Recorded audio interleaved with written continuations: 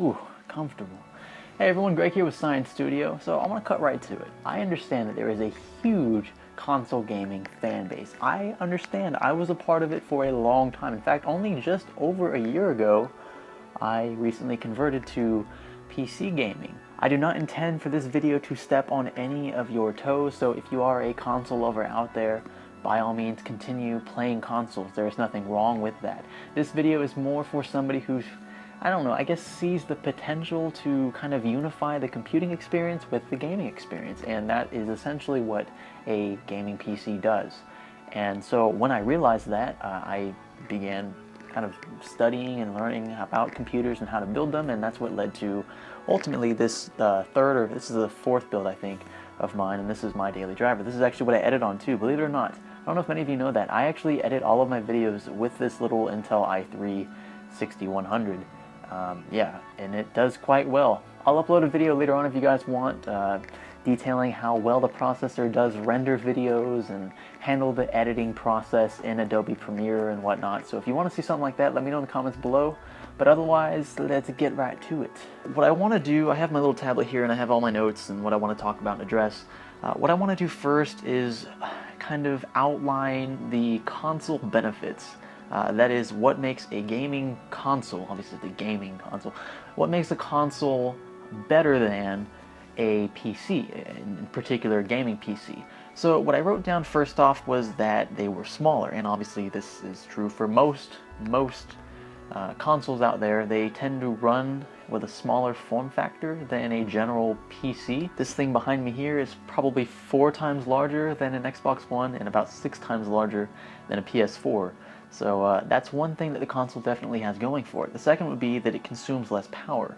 Now, obviously, a computer like this is going to step all over a console, at least in this generation, the current PS4, Xbox One generation, but that's not really the point of a console. A console is not supposed to be able to do all the things that this can do. For the most part, they're going to be quieter and they'll consume less power. So that's another note I wrote on here. They're more mainstream, I would say. The chances of finding somebody who plays a console, at least a PlayStation or Xbox console, on a regular basis are higher, chances are higher, than finding somebody who tends to game on a PC. Now, PC gaming is becoming more and more popular. There are tons of YouTube channels centered around specifically gaming on PCs, but the odds of finding somebody who does happen to game on a PC regularly are fairly slim compared to the odds of finding somebody who plays a console. So that's the third point I made, and then the fourth one is probably the most important, and it's the fact that it's much cheaper. So a PS4 or an Xbox One that, you know, is bundled nicely, you know, you get the console, you get the controller, maybe get a game or two and connect and whatnot, that's going to run you about $350. And you might find some pretty good sales, maybe a refurbished one, or if you found one on Black Friday for around 300 bucks, then yeah, you made out quite well. But for the sake of this video, we're going to assume that a next-gen console, that is the most recent console generation that has been released, which will include the PS4 and Xbox One, will cost around $350. So $350 will be our target for the PC that we're going to build to rival the PS4 and Xbox One. So that's the point I wanted to make here. While consoles generally do have these kind of bouncy, it's a cool little chair, I don't know, the Bunjo chair. They're not sponsoring this video, but I wish somebody would. I want to address the fact that just because consoles have these qualities over most PCs, that doesn't mean they have to have these qualities over all PCs. And what we're going to do is build a PC that will trump a console, hopefully, and will stay within the bounds of a console budget, will be as small as a console, will be as power efficient roughly as a console, and will maybe one day be as mainstream as console. Mainstream. I said mainstream or something like that. Mainstream. So let's see what we can do. Let me get this out of the way first and foremost. I wrote a whole paragraph on just this one particular point because I want to address this before we dive into the parts, which are coming up very shortly. Stay tuned for that. And that's the fact that there are several videos across YouTube claiming to have, you know, built the ultimate console killer PC. And honestly, most of them do perform better than an Xbox One and PS4, but one thing is that the prices of the PCs that they build are around $400, maybe even $500 in some cases, and kids that, you know, are on a $300 budget or trying to get their parents to pay for a console are probably not going to convince their parents to spend an extra $200 on a PC that they probably won't use for anything else other than games anyway. So the price issue is always there, and I don't like the fact that they don't stick to just the $300 to $350 budget. I know it's tough to do that. You'll see how tough it is for us as well, and the compromises that we will have to make. But if you're going to build a console killer, it's got to match the console in almost every way, except for the fact that it's a PC, not a, you know, just a gaming system. Xbox would argue that their social kind of like platform is more than just gaming, but we all know what we do on Xbox when it's just gaming and Netflix. Okay, I know. And the other thing is that these gaming cases that console killer builders use to put their parts in are, in my opinion, just ugly. I honestly, I do not like the whole cube form factor. Why on earth would I want to have a cube on my desk?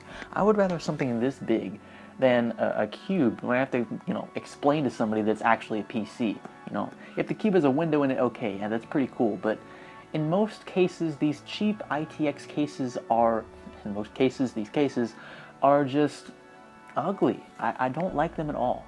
So that's something else we're going to tackle with this build here. And you'll see that toward the end of the video. So if you're super impatient and want to see what ITX case we use, go ahead and click the link here and it will take you straight to that part. Just promise me that you'll rewind a bit so that you can see the other parts of the build that we used. So first things first, we need to figure out just how powerful a next-gen console is. And in this case, we decided to go with the PS4 specs to kind of match with our computer specs, only because the PS4 has, I don't know, it's a bit more powerful. Let's just take more for it. There are a bunch of different reasons why, but the PS4 is slightly more powerful in terms of its specifications than the Xbox One. So I'm sorry if that enrages some of you Microsoft fans, but the PS4 it's just more powerful. That's just a fact, okay? I will post links in the description that detail everything that has to do with that. So if you don't agree with me, or if you want to look more into that, click those links, and they're in the description. I made sure to all caps them, so you can find them down there. Here are the specifications for the PS4. I'm going to read these straight up because I don't want to get these wrong, and I want you guys to get the facts. The PS4 features a single-chip, low-power processor based on AMD architecture. It's an 8-core processor, 64-bit, and runs on a board similar to an ITX PC board. The APU, which is essentially a CPU and GPU combined, is capable of computing 1.84 teraflops of floating points per second. Now, a teraflop is just it's a unit of measure for computing a GPU's speed and performance. That's really all you need to know about that. So generally, the more teraflops of floating points that it can compute per second, the more powerful the card. That's not always the case, but in most cases that is true. So we quickly concluded here in the studio that we were going to have to resort to an APU. There was just no way around it, and I say APU because that's it. That's all we're going to have. We're not going to have a GPU with it.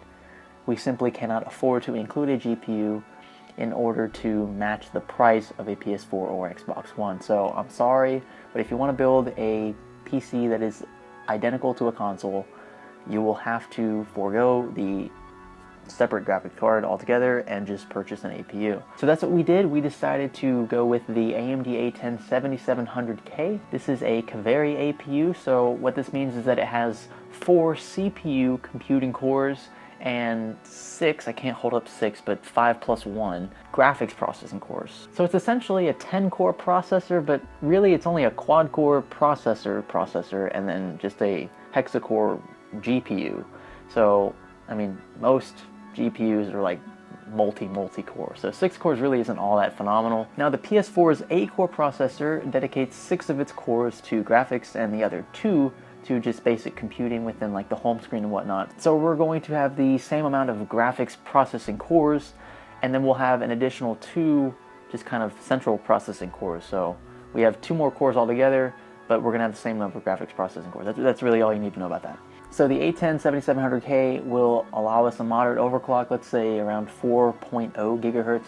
That's pretty easy to do. It's based on the FM2 Plus socket, so we're going to need an FM2 Plus socket motherboard. So that's what made us choose the, let me get this right here, it's the MSI A68HI AC FM2 Plus board. Now it's got reputable features. The most important one, I believe, other than the fact that it actually supports the processor and has like, you know, RAM slots and whatnot, is it has built-in Wi-Fi. Now the PS4 and the Xbox One both have built-in Wi-Fi, and I believe that is something that distinguishes consoles from most PCs.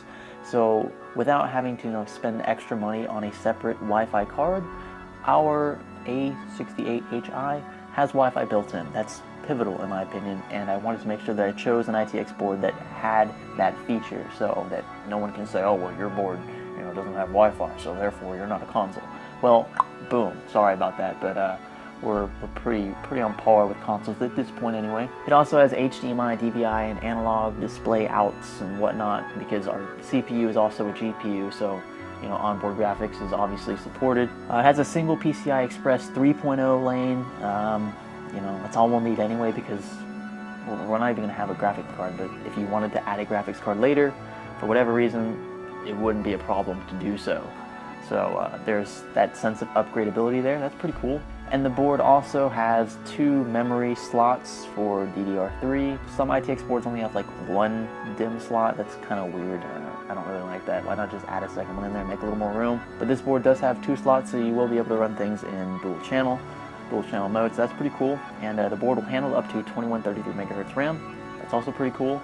Little side note, if you happen to purchase RAM that is just clocked at a higher speed than what your motherboard is rated at, all you have to do is go into your BIOS and then change your memory speed to whatever the highest rated value that your motherboard can support, and that's it, you're good as gold. So no problem there, as long as you have a BIOS that's actually, you know, friendly. Now, in the case of the PS4 actually has 8 gigabytes of GDDR5. GDDR5 meaning that it's graphics based, it's just solely used for graphics.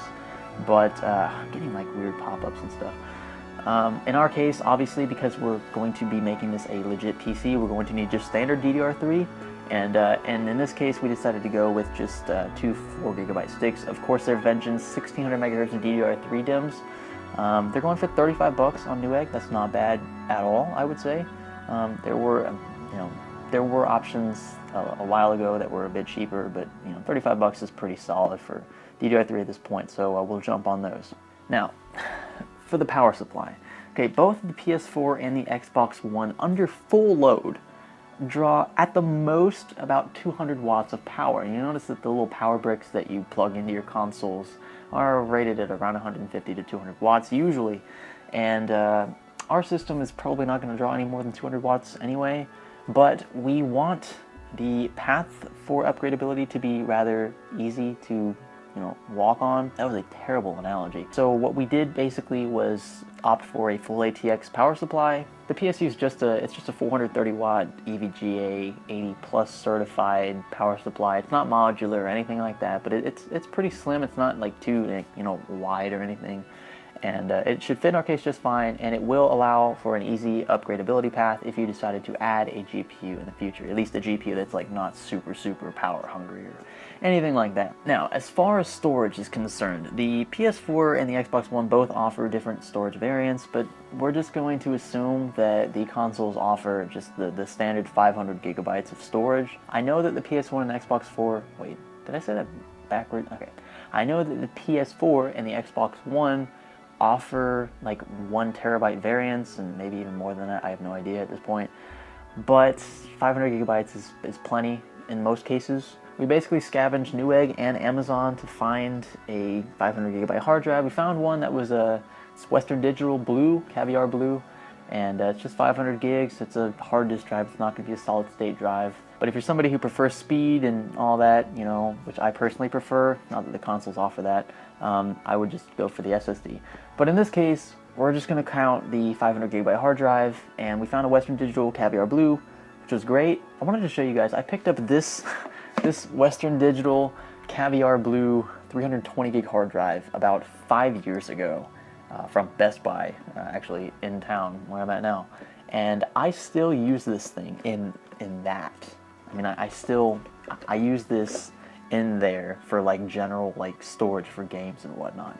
It's a very reliable brand. If you have any doubts about Western Digital, which you shouldn't anyway, but if you had any, take my word for it, these things are super reliable. They're going to be more reliable than Toshiba or even like Seagate or any of them other brands. So go Western Digital, even if it costs you $5 or $10 more, go Western Digital. So that's what we went with. This one cost about $30. So that's it for parts actually inside the case. We don't have to worry about a CPU cooler because our APU does have a fan kit included with the purchase of the processor, and it should handle the overclock. It may be a bit loud, but it's going to handle the overclock just fine.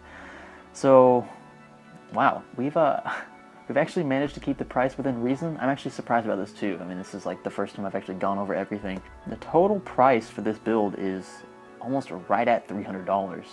So right away, we're pretty much like under budget for a console, at least. That's pretty awesome. Now, we gotta have something to put these things in, and I promise you that the case we chose would look pretty sick, at least in my opinion. I know people are like super picky, I'm super picky too. This case may not be up your alley at all, but we found a pretty cool looking one. It was slim and it had pretty sweet little colors on it and all that. It's called Azza, or Azza. Is it Azza? Azza? I don't, okay, A-Z-Z-A. It's a CSAZ-103 black mini ITX case, but wow, this thing will stand out. It looks like a console to an extent. It sits vertically. That's pretty cool. I like vertically sitting consoles. I just think they look better than the ones that lay down, because then it just looks like a, I don't know, VCR or whatever.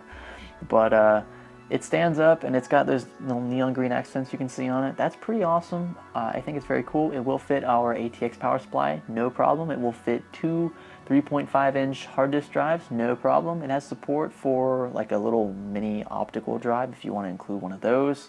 And it does have support for dual slot extended graphics card. So if you wanted to add the graphics card in the future, it does support that. It has a little like a cable that adapts from the PCI Express port to let your video card kind of sit, I don't know, vertically instead of horizontally, or vice versa. I don't know which one. Anyway, your video card will sit, I don't know, 90 degrees perpendicular to what it usually would sit at in a case like this. Yeah, it's just a cool design all around. I actually really like it. But if you don't like it, if you're not a fan of the black and green color scheme, by all means, paint the thing. I mean, paint it whatever you want.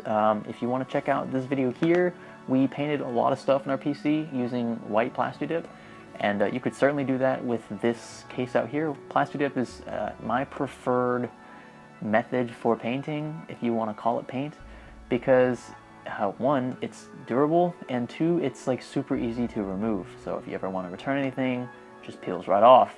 It's pretty awesome. And going back to the case itself, it only costs like $50 after a $20 mail-in rebate from Newegg. So yeah, $50 for this case. Like that's pretty good price. Most ITX cases are a little more than that, or like really, really cheap, like those cubes I was talking about. So I know it's a new brand, it's kind of sketchy buying a brand that you've never probably heard of before, but it has received great reviews and great feedback from the tech community, at least on Newegg. So, you know, if you end up not liking it, you can blame those guys, not me, because I'm just going off of what they said. So, okay. Now, to be fair, the Xbox One and the PS4 also have like a gamepad included to play on, you know, like the PS4 controller or the Xbox One controller. I actually use that to game on. I use my Xbox One controller, the one that I had before I sold the console. So, I guess an equivalent to that would be a keyboard and mouse, and you can pick up one on Newegg. It's a nice Logitech keyboard and mouse combo. Not bad at all for $15. So let's tack that onto our total price, and wow, that pretty good. Come on, that's a pretty good price. $365 for a PC that is also kind of a console but doesn't play console games. Like, don't play PS4 or Xbox One games in this thing if you buy an optical drive. It's not going to work. You'll have to use Steam or whatever else to play your video games on. But for $365, I'd say it's a pretty dang good deal. I mean, really, come on, like $365, that'll literally get you a PS4, maybe like one game. When you can go on Steam and take advantage of like their winter sale right now, purchase games for like $20 that would otherwise cost you $40 or $60 in the GameStop store. But something like this is not going to be powerful enough for me, and it may not be powerful enough for you. But you have to keep in mind that PS4 and Xbox One games are designed specifically to extract the most performance out of their respective APUs. So a PS4 game is designed completely around the architecture of their Jaguar 8-core APU, okay? The games we're going to play on Steam with this little, I don't know, console killer PC are not going to be optimized specifically for this 7700K. So keep that in mind. You may have to, I don't know, dumb down the settings a bit. If you're looking to play games in 1080p, good luck. You're gonna have to really turn things down if you want to see like 30 to 40 FPS in games. So without further ado, I present to you the Azza console killer PC. Yeah, I don't know. If you're into something more ITX form factor-ish, then this could be for you, especially if you're currently a console gamer and you're looking to make the transition steadily from a console to a PC. This might be right up your alley as well. So I understand that some of you may not approve of this computer at all and you may think it's complete crap, and a lot of you probably are right when you say that, especially when you compare it to, say, like the computers that you're using right now to watch this video on. But hey, you gotta start somewhere, and I say that this new guy deserves a few kudos for looking so stylish and being so closely related to a PS4. If you want to stay within the confines of the PS4's aesthetics, or the Xbox One's aesthetics in this case, I'd say that looks a little more like an Xbox One than a PS4, and the performance, power, and price of a console, then I'd say this thing is for you. Now, you're probably going to find things in the future, especially if you're watching this video like a month or two after it's already been published to YouTube, there will probably be price dips. It'll make this thing even cheaper, so maybe in the future you'll be able to add a separate graphics card to the system and still get around the same total price. But until that happens, yeah, that's what we got. Seems like a pretty good deal to me. What do you think? Okay. If you like the video, leave a thumbs up. We appreciate every thumbs up we get, but we also appreciate every thumbs down you get. So if you thought this video was straight crap, let us know, and also let us know what we can do to improve our videos. Be sure to subscribe for more and leave a comment suggesting future videos if you want to see certain things being compared. I know that a lot of you have been asking for the i5 4460 versus i3 6100 comparison. I am currently working on that. Please be patient with me. I promise I will have that video uploaded shortly. I'm just trying to get a hold of an i5 4460. I'm a poor college student, so it's kind of difficult. But it will come. Just be patient. I appreciate the support. I appreciate all the views and all the videos and the subscriptions. You guys are awesome. I will continue doing these. That's pretty much everything I wrote down. So this is Science Studio. Thanks for learning with us.